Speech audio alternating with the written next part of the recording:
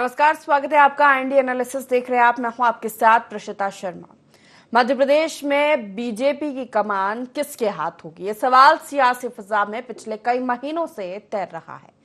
दिल्ली विधानसभा चुनाव और पीएम मोदी के विदेश दौरे से प्रदेश अध्यक्ष की चुनावी प्रक्रिया अटकी हुई थी।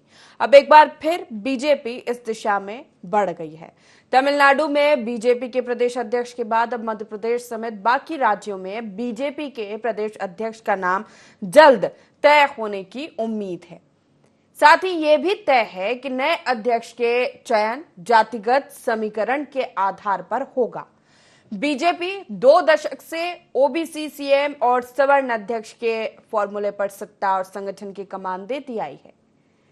आज केंद्रीय गृह मंत्री अमित शाह नीमच में रात्रि विश्राम करेंगे। मध्य प्रदेश के दौरे पर आ रहे हैं। सीएम डॉक्टर मोहन यादव भी नीमच में ही आज रुकने वाले। ऐसे में ये कयास और तेज लगाए जा रहे हैं कि दोनों दिग्गजों की मंत्रणा के बाद हो सकता है बहुत जल्द प्रदेश अध्यक्ष का नाम तय हो और हमारे सामने आए। सूत्रों के हवाले से खबर ये भी है कि 19 अप्रैल तक अध्यक्ष के नाम की घोषणा हो सकती है। लेकिन इतना लंबा समय क्यों लग रहा है? कहां पर प्रदेश अध्यक्ष का पेच फंस रहा है? हालांकि बीजेपी के लिए कहा जाता है कैडर बेस्ड पार्टी है, संगठन की आपसे सामंजस्य के साथ ही कोई भी निर्णय लिया जाता है, लंबी चर्चाएं होती है और उसके बाद ही किसी एक नाम पर फैसला होता है। तो मध्य प्रदेश में भी बीजेपी प्रदेश अध्यक्ष की रेस में कई फेस है और कई नामों की चर्चाएं भी हो रही है। जातिगत समीकरण और तमाम समीकरणों को ध्यान में रखते हुए ये फैसला लिया जाएगा। चर्चा आज एनालिसिस में इसी पर करेंगे। उससे पहले राजनीतिक प्रतिक्रियाएं सुन लीजिए। प्रदेश अध्यक्ष की बात कर रहे हैं, किसी का नाम चल रहा है, एक हफ्ते नाम चलते रहते हैं। ये 10वें 11वें व्यक्ति का नाम चल रहा है अभी, और वास्तविकता ये है कि पर्ची से बनता है। चाहे मुख्यमंत्री हो या प्रदेश अध्यक्ष हो, पर्ची से बनेगा। पर्ची का बना हुआ व्यक्ति कितना आगे एक्टिव रहेगा ये सब जानते हैं। अरे भाई, कांग्रेस जैसा दल थोड़ी ना है, ये भारतीय जनता पार्टी है। ये आंतरिक संविधान से चलती है। यहाँ पर 13 करोड़ सदस्यों की संख्या वाली है, विश्व की सबसे बड़ी राजनीतिक पार्टी है। ये किसी परिवार से नहीं चलती है कि एक परिवार के 4 लोग बैठेंगे और प्रदेश अध्यक्ष तय कर देंगे।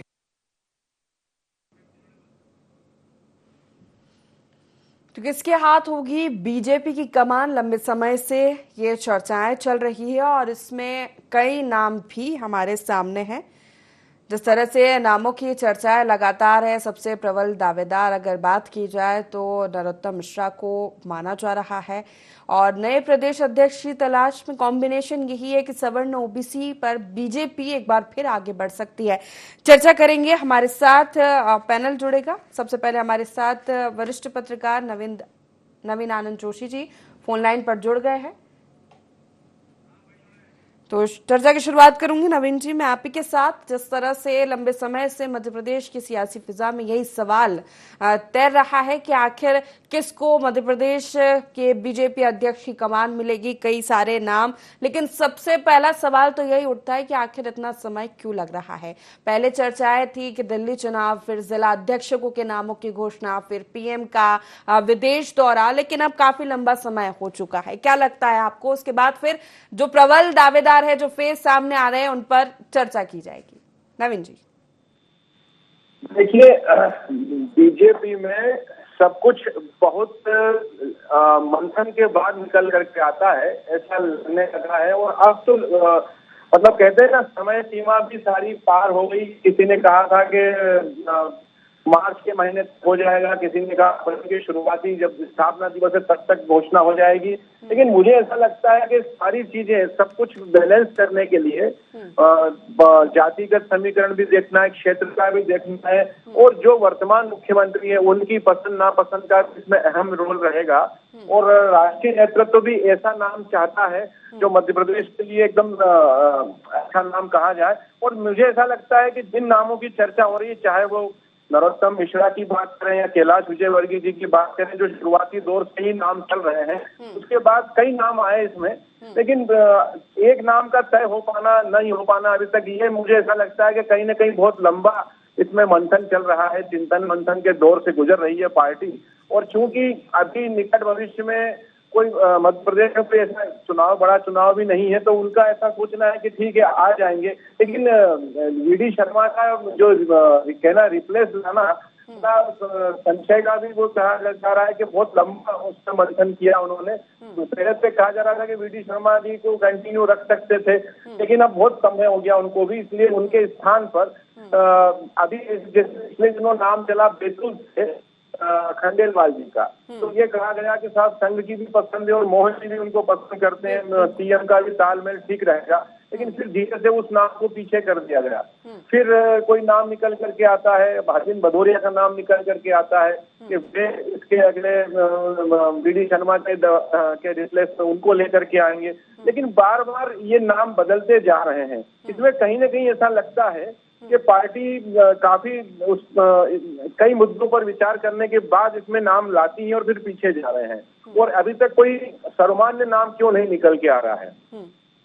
बिल्कुल कि लंबे समय से चर्चाएं चल रही है। हमारे साथ वरिष्ठ पत्रकार डॉक्टर राहुल रंजन जी भी जुड़ गए। स्वागत है आपका।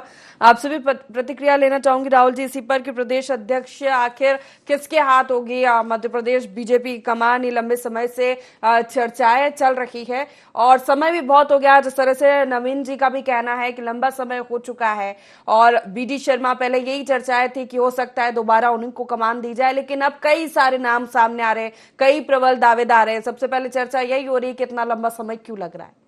राहुल जी देखिए प्रसिता जी, दो चीजें हैं। क्या हुआ कि देखिए पहले क्या होता था कि संगठन से लोग सत्ता की ओर जाते थे, तो सबसे बड़ी बात है कि संगठन जिनका मजबूत हो, जो संगठनात्मक जिनकी सोच हो, तो यहाँ से लोग सत्ता की ओर चले जाते थे। अब क्या हुआ कि जब अधिकतर लोग सत्ता की ओर चले गए, सत्ता से संगठन की ओर लोग नहीं आना चाहते।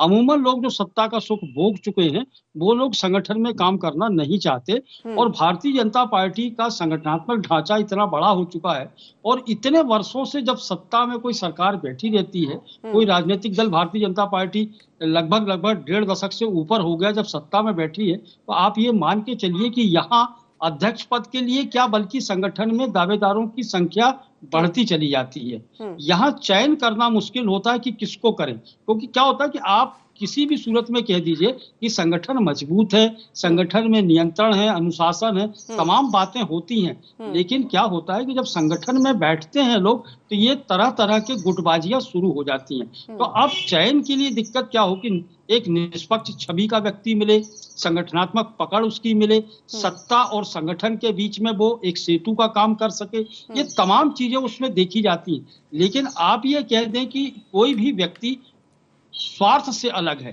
तो संभव नहीं होता। जब बीडी शर्मा का चयन हुआ था तब बीडी शर्मा के लिए उस समय जो चयन का मापदंड, मेरी जहां तक सोच है, ये रखा गया था कि स्वच्छ छवि का आदमी, संगठनात्मक पकड़ का आदमी, युवा सोच का आदमी, ऐसे व्यक्ति को बिठाया जाए तो मध्य प्रदेश में संगठन मजबूत हो सकता है, जो सत्ता के साथ में भी अपना तालमेल बिठा सकता है। और इसी क्रम में बीडी शर्मा को अध्यक्ष बना के लेके आए थे। तो परिवर्तन आपको दिखाई दिया था कि बीडी शर्मा जब आए अध्यक्ष बन करके तो उन्होंने पूरी की पूरी संगठन को एक युवाओं की फौज कहें या युवा सोच के रूप में उन्होंने डेवलप किया। अब चक्कर क्या हुआ कि जब इतने अंतराल के बाद में अब एक टीम, या कहा जाए कि जो सेकंड लाइन थी जो बीडी शर्मा ने तैयार की युवाओं की, अब सेकंड लाइन के साथ में कोई समझौता या उनके साथ में तालमेल बिठाने वाला व्यक्ति ही संगठन का अध्यक्ष बन सकता है भारतीय जनता पार्टी का। तो भारतीय जनता पार्टी को सोचने समझने के लिए वक्त तो लगेगा, क्योंकि यहाँ स्वार्थों की और लालसाओं की, लालच की तमाम चीजें सब सामने आ चुकी हैं, सबके अलग अलग हैं। और यहाँ दावेदारी इसलिए हो रही है कि देखिए क्या उस संगठन का जो भारतीय जनता पार्टी का जो प्रदेश अध्यक्ष होगा, ये माना जाता है किसी भी संगठन में कि सत्ता के ऊपर उसकी पकड़ होगी। तो सत्ता के ऊपर जिसकी पकड़ होगी, पहली चीज। दूसरी चीज है सत्ता के साथ में तालमेल बिठाल सके। तीसरी चीज ये है कि संगठन और सत्ता के बीच में एक सेतु का काम कर सके, मतलब कार्यकर्ताओं को भी खुश करना है, सरकार को भी खुश करना है, सरकार की योजनाएं संगठन के माध्यम से आगे। तो इस तरीके की जब सोच रहेगी तो ऐसे में तो आप ये मान के चलिए कि इतना आसान भारतीय जनता पार्टी के लिए अध्यक्ष चुनना मुश्किल होगा। अभी आप देखिए कि हर हफ्ते या हर 4 दिन 5 दिन के बाद में एक नया नाम उभर करके सामने आ जाता है। ऐसी दुविधा की स्थिति में तालमेल नहीं बिठाया जा सकता। और एक चीज और जो सामने उभर करके आई है कि भारतीय जनता पार्टी के वो नेता जो कद्दावर कहे जाते हैं, जिनको कहा जाए कि संगठनात्मक रूप से वो मजबूत हैं, उनकी उम्र सीमा या वो सत्ता का सुख भोग चुके हैं, वो संगठन में क्यों आएंगे, ये एक सवाल है। तो वो संगठन में क्यों काम करना चाहेंगे? जो व्यक्ति मंत्री रह चुका हो या जो सत्ता का सुख भोग चुका हो, वो संगठन में काम नहीं कर सकता, या संगठन में काम करना उसके लिए ये कहा जाए कि अनफिट महसूस होता है या फिर अनकंफर्टेबल होता है। तो भारतीय जनता पार्टी को किसी ऐसे चेहरे को लेके आना पड़ेगा, या कहें कि भारतीय जनता पार्टी की सेकेंड लाइन को चयन करना पड़ेगा, जिस तरीके से बीडी शर्मा को किया गया था। तब जाकर के भारतीय जनता पार्टी को कोई नेता संगठन के रूप में मिल सकता है। बिल्कुल। एक चीज और उभर करके सामने देखिए, एक चीज और उभर के प्रसिद्धा जी सामने आई। क्या हुआ कि बहुत लंबे अंतराल से आप भारतीय जनता पार्टी के अध्यक्षों का इतिहास उठा के देखिए, तो तमाम जितने भी लोग आए हैं वो संगठन के बहुत मजबूत लोग रहे। आज भारतीय जनता पार्टी बहुत बड़ी पार्टी हो चुकी है, राजनीतिक दल से बहुत सक्षम हो चुकी है, लेकिन लंबे समय से सत्ता में रहने के बाद संगठन पर पकड़ या संगठन उतनी मजबूती के साथ में आगे नहीं बढ़ पा रहा। ये बिल्कुल स्पष्ट देखने को, दावे बहुत हो सकते हैं कि हमारा संगठन बहुत मजबूत है, यदि संगठन मजबूत होता तो इतनी देर अध्यक्ष को चुनने में नहीं होती। इसका मतलब ये है कि कहीं ना कहीं मतभेद या मनभेद है भारतीय जनता पार्टी के मतभेद है। और मैं इसी पर नवीन जी से भी प्रतिक्रिया लेना चाहूंगी कि तालमेल जो बहुत जरूरी होता है, सत्ता और संगठन, प्रदेश अध्यक्ष यानी कि संगठन का नेतृत्व, उसको सत्ता के साथ भी तालमेल बिठाना है।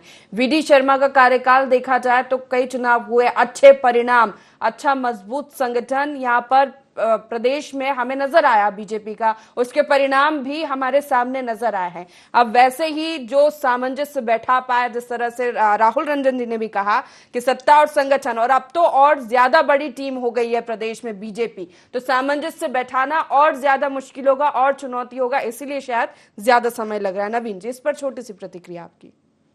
देखिए, जब में कोई दल होता है तो ये बात मान के चलिए कि सत्तारूढ़ दल का जो अध्यक्ष होता है वो भी मुख्यमंत्री के लगभग समान ही होता है, और उससे अपेक्षाएं भी बहुत होती है, और पार्टी में उसको बहुत गठन के लिए बहुत जिम्मेदारी भी उठाना पड़ती है। लेकिन आप यहाँ पर ये देखिए कि वीडी शर्मा के आते के साथ ही उनके लिए ये मान के जैसे सरकार भी बन गई, सरकार के बाद जो चुनाव हुआ उसमें भी पार्टी बहुमत से जीत गई, मतलब वो शुभंकर साबित हुए भारतीय जनता पार्टी के लिए। और मध्य प्रदेश में उनके जब उनको लाया गया था तब इसी सरकार में, संगठन में ये कहा जा रहा था कि नया चेहरा है, एबीवीपी से आते हैं और बहुत कम समय में उनको यहाँ पे चांस दिया गया है। फिर वो जब सांसद का चुनाव भी उन्हें लड़ा दिया गया, फिर ये कहा कि उनके ऊपर बहुत जिम्मेदारी, फिर वो नए लड़कों की, नए लोगों की, युवाओं की टीम लेकर के आए, तब भी उनका कई तरह के मीडिया ने और उसमें बातें उठ करके आई। लेकिन मेरा ये कहना है कि वीडी शर्मा ने साबित किया कि नया चेहरा, और यदि मौका मिले तो वे पार्टी के संगठन के लिए काफी काम कर सकते हैं, उन्होंने करके दिखाया। अब यदि इस समय उनका जो उत्तराधिकारी देखा जा रहा है, उत्तराधिकारी कौन होगा, इसका यदि चयन के लिए मंथन चल रहा है, तो मेरी समझ में ऐसा लगता है कि एकदम नया चेहरा भी यदि पार्टी लेकर के आती है, तो क्योंकि अभी चाहे सत्तारूढ़ दल है, उसे कहीं कोई समस्या नहीं है, संगठन में तालमेल सरकार में सीएम से होना रहता है, तो सीएम बहुत अच्छे वर्ग से भी हैं, और दूसरा साथ में क्या है उनके तालमेल के साथ। तो मुझे लगता है सुमेर सिंह सोलंकी एक नाम आया था बीते दिनों, जो संघ की पृष्ठभूमि पे आते हैं, तो वो नाम, चेहरा भी नया होगा, उनका नाम भी आ रहा है। तो यदि सुमेर सिंह सोलंकी को भी चांस देते हैं तो कोई मुश्किल नहीं है। इधर जब बात आई थी तालमेल की ही, तो अरविंद भदौरिया भी एबीवीपी में साथ रहे हैं, मोहन जी के साथ उनका तालमेल बेहतर है, और संगठन के कार्यकर्ता भी उन्हें बहुत पसंद करते हैं। तो ये दो काम ऐसे हो सकते हैं जिसमें पार्टी इस पर मोहर लगा दे, क्योंकि पुराने नामों को धीरे धीरे किनारे किया जा रहा है। पहले जो नाम चले थे, कैलाश विजयवर्गीय जी ने स्वयं संगठन में लौटने से मना किया है, वे वापस नहीं आना चाहते, वो अभी सरकार में मंत्री हैं। इसी तरह से जब राकेश सिंह का नाम भी चला तब भी यही बातें उभर करके आई। नरेंद्र सिंह तोमर को भी एक बार फिर से संगठन की कमान सौंपने की बात आई,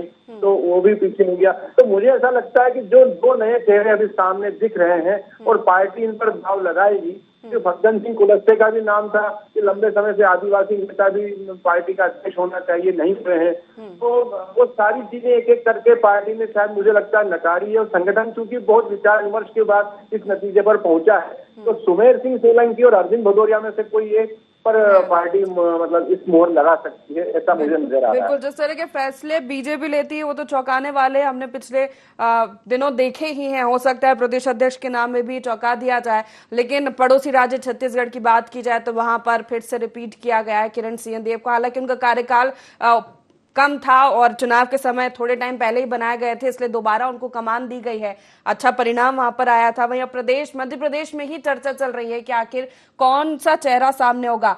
समीकरणों की बात की जाए, राहुल जी आपके पास आना चाहूंगी। यही कहा जा रहा है सवर्ण यही इस पर आगे बढ़ सकती है बीजेपी कि ओबीसी चेहरा मुख्यमंत्री है तो सवर्ण को, या फिर बहुत प्रोबेबली है कि आदिवासी चेहरा, जिस तरह से दो नाम नवीन जी ने भी बताए हैं, नए नाम है, संगठन में पकड़ है। और हेमंत खंडेलवाल का भी नाम था जिसमें यह भी कहा जा रहा था कि वो सीएम की भी पसंद है और संगठन की भी पसंद है। प्रसिद्धा जी बिल्कुल सही कह रहे हैं कि भारतीय जनता पार्टी उसी लाइन पर चल रही है, क्योंकि पूरा फोकस है आदिवासियों को ऊपर, तो वहां ही फोकस किया गया है कि वहां एक ऐसा नेता लेके आए या संगठन का या भारतीय जनता पार्टी का अध्यक्ष उस व्यक्ति को बनाए जो आदिवासी वर्ग से आता हो। लेकिन सबसे बड़ी दिक्कत है कि बहुत लंबे अंतराल से जो आदिवासी वर्ग का कोई नेता मध्य प्रदेश में इतनी ऊंचाइयों तक नहीं पहुंच पाया, इसलिए चिंता का विषय। दूसरा चिंता का विषय भारतीय जनता पार्टी के पास ये दिखाई देता है कि अब तक जो कुछ भी हुआ है तो भारतीय जनता पार्टी के संगठन से या प्रदेश अध्यक्ष बनने के बाद लोगों का सफर, जो भी नेता आए हैं उनका सफर संसद तक गया है, विधानसभा तक गया है, मतलब सत्ता तक गया है, संगठन से सत्ता तक का सफर गया है। ऐसी स्थिति में भारतीय जनता पार्टी को उसे अध्यक्ष बनाना पड़ेगा जिसके साथ मिलकर उसे लंबी पारी सत्ता की खेलनी है। तो स्पष्ट बात है कि आप देखिए, पुराना इतिहास उठा के देखिए, लगभग लोग मतलब कोई विधानसभा में चला गया, कोई राज्यसभा में चला गया, किसी लोकसभा में लड़ा दिया गया, तो उसको सत्ता का सुख दिया गया है। तो यहाँ इसीलिए कंपटीशन बढ़ जाता है कि यहाँ ऐसे किसी व्यक्ति का चयन कैसे किया जाए जिसको आगे की लाइन में मतलब कहा जाए कि उसको आगे बढ़ाया जाना है। ऐसी स्थिति में जब दुविधा की स्थिति पैदा होगी तो आप ये सच मानिए कि बीडी शर्मा के ऊपर बाद में फिर सहमति बनने का मुझे पूरी संभावना दिखाई दे रही है कि बीडी शर्मा को रिपीट करना पड़ेगा, क्योंकि बीडी शर्मा का जो कार्यकाल रहा है वो सफलतापूर्ण रहा है, सफल रहे हैं और संगठन को लेकर के और सत्ता को लेकर के तालमेल भी बहुत बेहतर बना के रखा है। एक बोलने की, देखिए क्या होता है कि संगठन में व्यक्ति जो बैठता है उसके पास सुविधाएं नहीं होती, सत्ता में जो बैठता है सुविधाएं होती हैं। तो सुविधाओं के अभाव में कोई संगठन में खड़ा कर सकता है, संगठन को खड़ा कर सकता है, अपने कार्यकर्ताओं के बीच में पहुंच सकता है, ये बहुत बड़ी चीज होती है। लेकिन लंबे अंतराल से सत्ता में रहने के बाद अब संगठन का जो कष्ट है वो कोई भी भोगना नहीं चाहता। ऐसी स्थिति में उस व्यक्ति को लेके आना सहज होगा जैसे बीडी शर्मा सत्ता का भी सुख ले चुके हैं और संगठन में भी वो मजे हुए खिलाड़ी हैं। तो इस व्यक्ति पे बीडी शर्मा पे सहमति बन सकती है फिर से, यदि कोई विवाद की स्थिति बनी तो। चलिए नवीन जी का रुख करूंगी और जिस तरह से जो नाम हमारे सामने लगातार बने हुए उन पर एक एक करके चर्चा कर रहे थे। ब्राह्मण वर्ग की बात की जाए तो नरोत्तम मिश्रा का नाम सबसे ऊपर आ रहा है।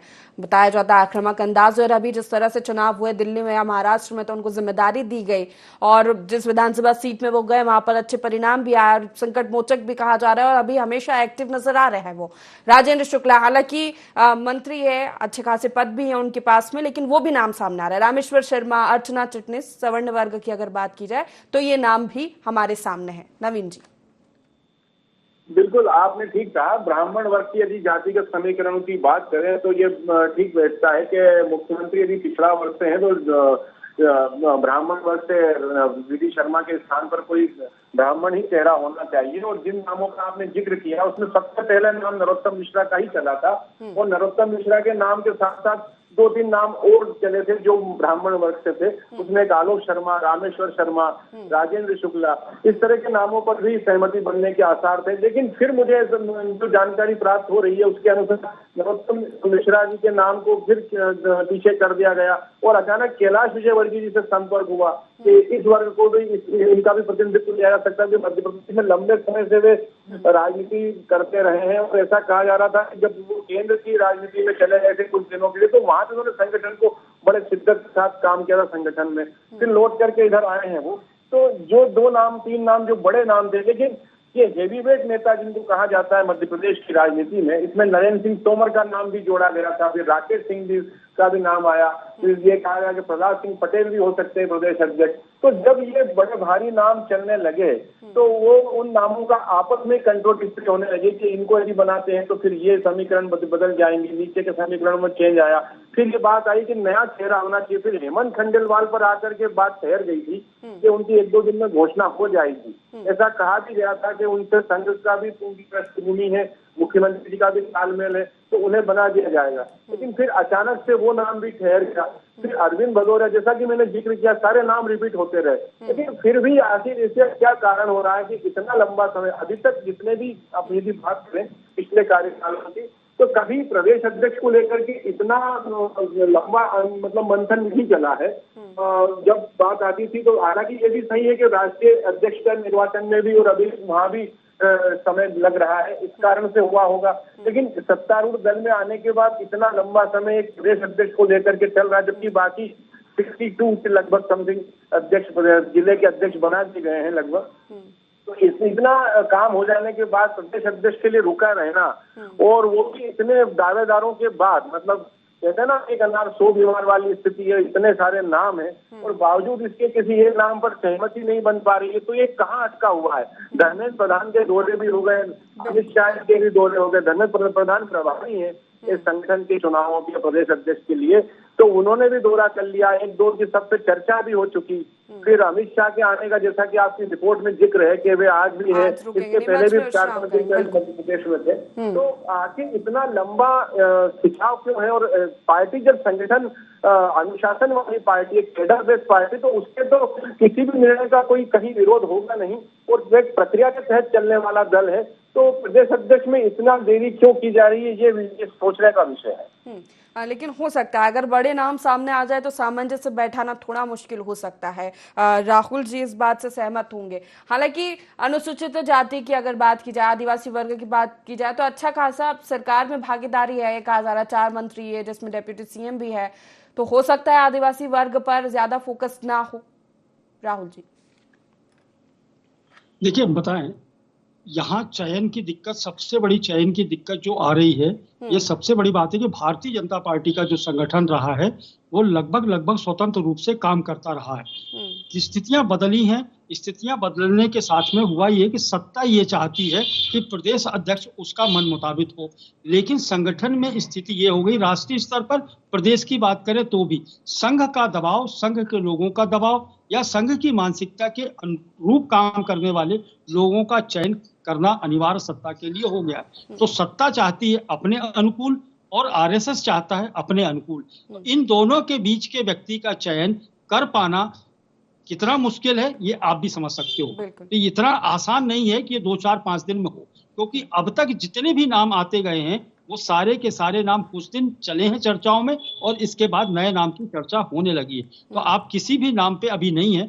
मैं आपको बताऊं, या तो संगठन चौंकाने वाला कोई नतीजा दिखाई देगा, या प्रदेश अध्यक्ष एक ऐसा चेहरा आपको दिखाई देगा जो कभी चर्चाओं में नहीं रहा। ये संघ की अंदर की पैठ है, अंदर के लोगों की खोज है। वो किस व्यक्ति को खोज करके कब प्रदेश अध्यक्ष बनाएगा, इसकी कल्पना या इसकी आशाएं हम लोग कर भी नहीं सकते, ना कोई अनुमान लगा सकते इस बारे में, क्योंकि जो भी हो रहा है मास्टर स्ट्रोक है इस समय। भारतीय जनता पार्टी जो सोच रही है, संगठन कुछ और सोच रहा है। तो संगठन इस समय पावरफुल हुआ है, सत्ता थोड़ी उसके अनुकूल जाना चाह रही है, इसलिए सत्ता और संगठन दोनों के बीच में एक अंतर्द्वंद की स्थिति पैदा हो गई। ऐसी स्थिति में चयन आसान नहीं होगा, और चयन जब भी होगा आपको चौंकाने वाला होगा प्रस्तुता जी। लेकिन चर्चाएं तेज हो चुकी है। जिस तरह से अमित शाह अब एक ही हफ्ते में दोबारा आ रहे हैं, जब सहकारिता सम्मेलन में शामिल होने आए थे तब भी ये चर्चाएं तेज हो चुकी थी कि कुछ ना कुछ हो सकता है, लेकिन नहीं हुआ। और आज फिर जब नीमच में ठहरने वाले हैं तो ये चर्चाएं और तेज हो गई है। हालांकि समीकरणों की बात की जाए तो ये देखा गया है कि अभी तो हम सवर्ण ओबीसी वाली रणनीति पर ये कह रहे हैं कि इस पर ही आगे बढ़ सकती है बीजेपी, लेकिन क्षत्रिय वर्ग को भी इसमें जगह दी गई है। लंबा समय नेतृत्व में रहा है नरेंद्र सिंह तोमर हो, नंद किशोर सिंह हो, प्रभात झा हो, तो क्षत्रिय वर्ग के भी प्रदेश अध्यक्ष बीजेपी ने मध्य प्रदेश को दिए हैं। राहुल जी, इस पर छोटी सी प्रतिक्रिया आपकी। देखिए, आप जातिगत समीकरण की जहां बात कर रही हैं प्रसिद्धा जी, वो संगठन नहीं, वो सत्ता के लिए अनुकूल होता है, चुनाव के लिए होता है कि आप जातिगत और वर्ग का संगठन आप बना के चलें, उसके हिसाब से आप टिकटों का वितरण करें, सब चीज करें। लेकिन जहां संगठन को चलाना होता है, यहाँ इस तरीके की सोच नहीं चलती है, क्योंकि संगठन में सब तमाम लोगों को बराबरी माना जाता है कि बराबरी के अधिकार होते हैं, बराबरी की सोच होती है। तो यहाँ जातिगत समीकरण काम नहीं होते कि भारतीय जनता पार्टी का या राष्ट्रीय अध्यक्ष होगा तो आदिवासी वर्ग का होगा, प्रदेश अध्यक्ष होगा तो पिछड़े वर्ग का होगा, इस तरीके की सोच संगठन में नहीं चलती, जहां तक मेरी समझ है। तो संगठन में नहीं, संगठन में वो व्यक्ति चल पाता है जो संगठन को लेकर के आगे चल सके और सत्ता को अपने अनुरूप काम करवा सके, इस व्यक्ति की तलाश संगठन को होती है। तो प्रदेश अध्यक्ष जातिगत या किसी भी तरह के, या ब्राह्मण हो या क्षत्रिय हो या पिछड़े वर्ग का, आदिवासी वर्ग का, इस तरीके की सोच वाला व्यक्ति नहीं आएगा, क्योंकि इस तरह की सोच एक ही तरफ संगठन को लेके जाएगी, सब तरफ नहीं ले जा सकती। संगठन का विस्तार हर तरफ चाहिए, इसलिए ऐसी सोच का व्यक्ति यहाँ लेके आएंगे प्रदेश अध्यक्ष में, जो समान रूप से सबसे व्यवहार करता हो और समान रूप से सब में जाना पहचाना जाता हो और सबके बीच में सर्वानुमति हो, उसकी सबसे महत्वपूर्ण ये है। तो संघ इसकी तलाश कर रहा है, संगठन इस ऐसे व्यक्ति की तलाश कर रहा है, ना कि वो पुराने चेहरों की तलाश कर रहा है। पुराने चेहरों को वो भांप चुका है, पुराने चेहरों को वो देख चुका है, और जो नाम उभर के आए हैं, चाहे नरोत्तम मिश्रा जी का हो, कैलाश पटेल जी का हो, कैलाश विजयवर्गीय का हो, हेमंत खंडेलवाल का हो, ये तमाम नाम, भदौरिया जी का नाम हो, रामेश्वर शर्मा का नाम आ गया, ये तमाम जितने भी नाम आपको दिखाई दे रहे हैं, ये जितने नाम आपको दिखाई दे रहे हैं, इनमें से कोई भी नहीं आपको दिखाई देगा आने वाले समय में। बिल्कुल, अभी तो इंतजार नहीं किया जा सकता है। निश्चित ये चौंकाने वाले फैसले बीजेपी लेती है और शायद सामंजस्य की बात है, कोऑर्डिनेशन महत्वपूर्ण है और उसी को जमाने में लगी हुई है, इसीलिए शायद इतना समय लग रहा है। आप दोनों ही मेहमानों को बहुत शुक्रिया हमारे साथ इस चर्चा में शामिल होने के लिए। तो प्रदेशाध्यक्ष की रेस है और कई फेस हमारे सामने, हो सकता है बीजेपी कोई चौंकाने वाला फैसला फिर हमारे सामने लाकर रख दे, लेकिन चर्चाएं तेज है, कई प्रबल दावेदार है जिनके नामों पर चर्चाएं हो रही है। अब ये देखने वाली बात है, इंतजार इसी बात का किया जा रहा है कि किस रोड मैप पर बीजेपी आगे बढ़ती है। एनालिसिस में फिलहाल इतना ही। बने रहिए IND24 के साथ। नमस्कार।